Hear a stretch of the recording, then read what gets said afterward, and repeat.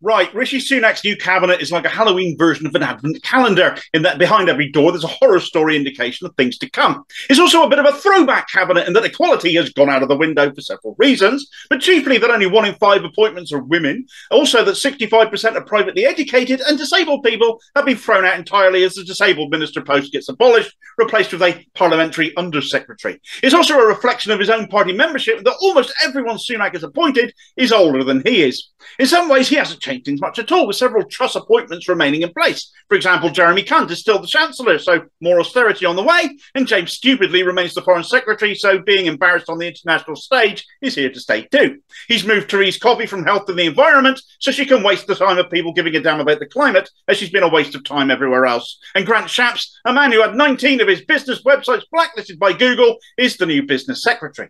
Sunak has resurrected the corpse of Michael Gove from Snowy Hell and made him Levelling Up Secretary, which is not the same thing as getting high, Mike. And Major Johnson and Trust critic Mark Harper has become the Transport Secretary, the guy behind Theresa May's racist go-home bans. So perhaps we can actually look forward to some go-home trains, though he'll probably get Mick Lynch's back up even more.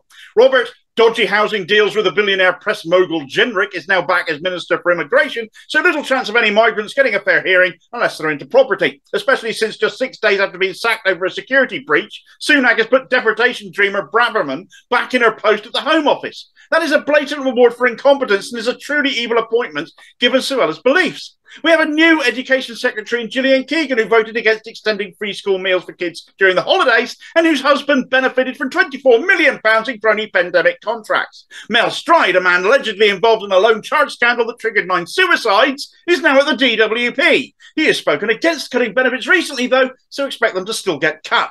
He's brought Gavin's stupid boy Williamson back for no apparent reason at all. Minister without portfolio, whatever the fuck that even is. And then there's Dominic Raab back at Justice, so kiss your human rights goodbye. Sunak came in presented as a unifying moderate figure, yet he's picked a very right-wing cabinet. But as long as those financial markets are happy, eh?